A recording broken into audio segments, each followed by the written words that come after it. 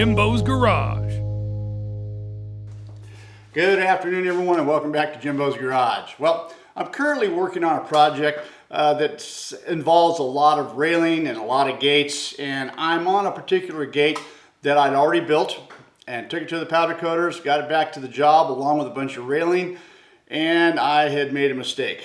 I don't know what happened. I wasn't paying attention apparently to my dimensions. Maybe I got sidetracked. I don't really know. But the gate got built and powder coated and does not fit in the opening it was designated for. It's 2 1/4 inches too long. So what I need to do, instead of building a whole new gate, I'm going to attempt to just cut 2 1/4 inches off the bottom of this gate, everything back on a 45, get everything cut off and get everything re-welded back up into place. And hopefully you won't notice that the change has been made.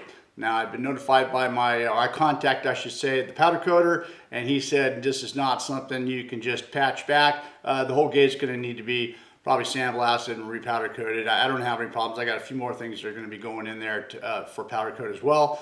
So that's what needs to happen. I've never done this before, so let's see if we can cut 2 1/4 inches off of this gate, get it fabricated back without hardly noticing the difference. Let's get started on today's video.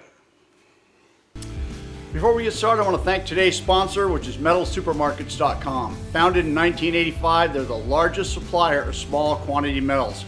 With their buy only what you need policy, it makes it convenient for contractors, hobbyists, and homeowners, and a whole lot of other services as well. They also provide cutting, bending, hole punching, and shearing at most of their 85 locations throughout the United States, Canada, and the United Kingdom. Check them out at metalsupermarkets.com, the convenience store for metals. All right, well there it is, the gate that turned out really good, and yet not so good. The powder coaters did a great job. It looks really good. It's just a shame to have to make some modifications. But hey, these things happen, and after all, everybody makes mistakes.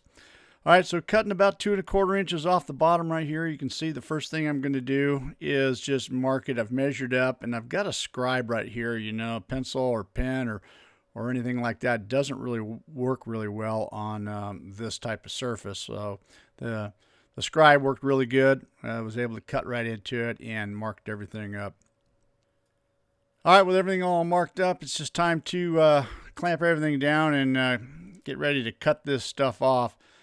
The first thing I want to do is change out a cutoff wheel right here with the Black Lightning here. I've got a kind of slightly worn 4.5 in there, and I wanted to put a brand new 5-inch in there. I want to be able to have all that cutting capability to go all the way through without too much trouble.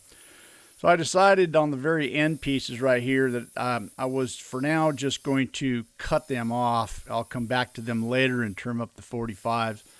And then I'm just going to run this right on through these 5/8 pickets right here. I got to say I was a little bit nervous doing this. I thought maybe by cutting them all the way through it might bind and jump. So I was a little cautious there, and much to my surprise, it cut right through there with no binding at all. I don't know if you ever had that experience, but nothing good ever happens when things start binding. You better be hanging on to the end of that angle grinder. But anyways, I got through it, and just like that, I got that piece out of the way, and we're going to start trimming up the edges right here. You know, I don't expect these things to be a perfect 45. I've marked it, but you know, when I'm cutting, I can't get it just right. You can see, you know, right here it's going down, and I might have got off a little bit there on the very bottom, but nothing an angle grinder won't clean up here a little bit later on. This is the beauty about having a lot of fixture clamps. I decided I was going to clamp everything down. The next thing I got to do right here is take off the primer and powder coat and get it down to some bare metal. And all these loose pickets, I could just imagine me taking that off and those things jumping around. So fortunately enough, I got enough fixture clamps to clamp everything down, and it made everything nice and solid, and I was able to go through there and get everything right down to bare metal. At the same time, just kind of cleaning up the edges a little bit. You know, these clamps, I get a lot of people ask me about these. These are armor clamps. I get these at weldtables.com. They supply the supplier of the table and the clamps. They got a lot of good products over there. You can check them out. All right, so I got 3 sides of everything cleaned up, and now it's time to get the piece of bottom rail cut right here. Now this is some 1 inch by 1.5 inch rectangular tubing, and I just luckily just had a piece left over from this build that was just long enough.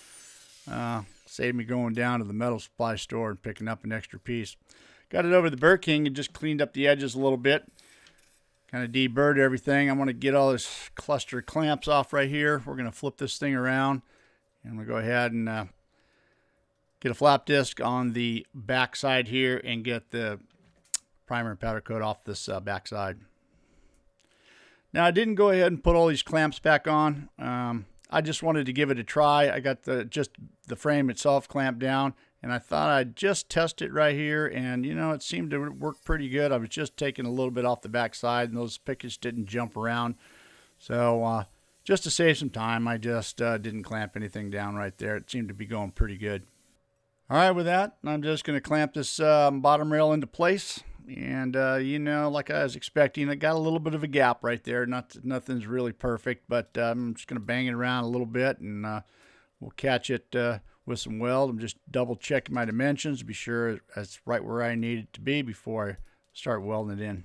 All right, a couple tacks inside and out just to hold it in place there. Kind of a big gap right there I got to fill. I want to get these clamps off right here, and then I'll go ahead and do that. You can see I'm just stitch welding this in a little bit, you know, from front to back. This is some really thin. This is 063. This is about a 1/16 of an inch thick material. It's pretty thin, and that's a pretty decent sized gap. I just took my time and was able to stitch weld it in from top to bottom, bottom up, whatever it took to fill that gap. And once I got the gap filled, then I wanted to just come through again. All the way down and then all the way across the top. I'm going to grind that down a little bit, but repeated the process here on the other side. I didn't quite have as big a gap on this side as I did the other side, but nevertheless, it was the same type of process. All right, so far so good. Everything is moving along here pretty good. I'm pretty excited about this. No real big issues. Everything just seems to be normal. I've got some 3/8 plywood right there, and I've got it clamped down and just took my measurements. Be sure I've got the same measurement at the top as I do at the bottom, kind of keeping everything nice and square. And I'm just going to go ahead and just weld this one side right here, and then we'll get it up on end and catch the rest of them. You know, you never know how these repair jobs are going to go. Yeah, sometimes it can fight you all the way to the very end, and sometimes, you know, they go, you know, just as you hope they would. In this case, that's what's happening with me right here. It's very rare that happens. I always have all kinds of issues, but nevertheless, we're just going to get through it. And with just a couple left right here, we're going to have this thing done, and we're going to get this thing stood up on end. And then I'm just going to go ahead and weld the remaining 3 sides right here. Yeah, I'm pretty excited about how this is going. You know, mistakes, everybody makes mistakes. And I got to say, I was on a little bit of a run right here, mistake-free for the last 2 or 3 weeks. But I knew it was going to catch up with me. It always does. And nothing new. But this is, yeah, it's been a pretty good repair so far. And I'm pleased the way this is. I'm sure this is going to work out really good by the time this gets repowdered, coated back, and no one's ever going to see it.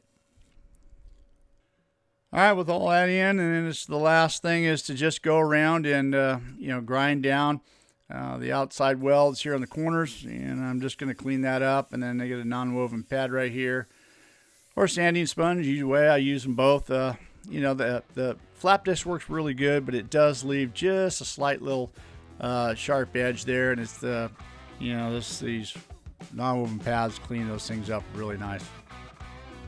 All right, there's the old piece. We certainly don't need that anymore, and there it is. I would call that a pretty successful rebuild. Pretty happy with the way that turned out. All right, guys, I hope you enjoyed watching me fix my mistakes here. Thanks for watching. Don't forget to check out my website, JIMBO'sGarage.com. Follow us on Instagram and Facebook. Thanks for watching, guys. We'll see you next week. See you next time on Jimbo's Garage.